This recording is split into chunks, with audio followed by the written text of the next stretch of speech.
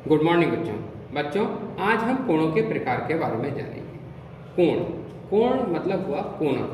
जैसे कि कोई कोना होता है, जैसे आपने देखे होंगे घर में कई कोने होते हैं, तो वो कोना क्या होता है, दो भुजाएं या फिर दो दीवारें जहाँ मिल रही हैं तो वो एक कोना हो गया। इसी तरीके से दो भुजाएं जहाँ पे मिलती हैं उसे कहते हैं कोण।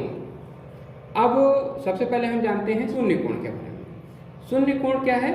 जब एक भुजा दूसरी भुजा के ऊपर आ जाए।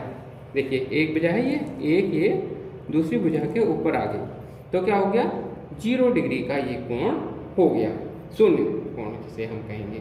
इसके बाद दूसरा आता है न्यून कोण। न्यून माने होता है कम। तो कम किससे कम?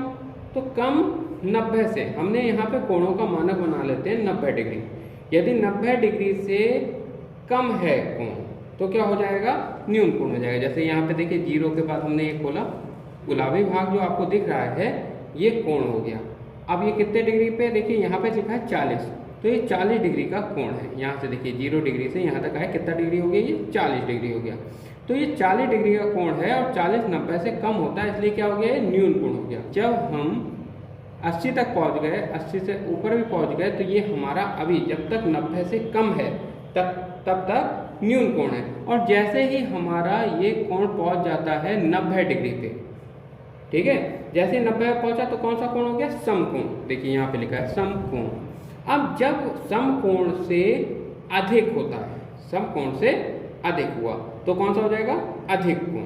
ये देखिए अधिक कोण 90 डिग्री से 180 डिग्री तक जब होता है। देखिए यहाँ से जैसे ही बढ़े हम 90 डिग्री से जैसे ही आगे बढ़ते हैं, 100 पे आए, 110 आया, 120 आया, तो ये 90 से ज़्यादा है, इसलिए ये सब कोण जो हैं वो अधिक कोण कहलाते हैं। कब तक अधिक कोण कहलाएंगे, जब तक ये कोण 180 डिग्री का नहीं हो जाता।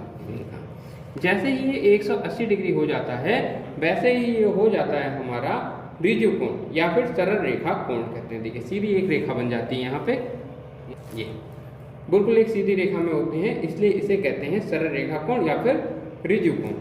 जब ऋजु कोण से भी ज़्यादा का हो जाता है, जब 180 डिग्री से ज़्यादा का हो जाएगा कोण, ज़्यादा का कोण होगा, तो 180 से 360 के बीच के कोण को हम कहते हैं वृत्त कोण।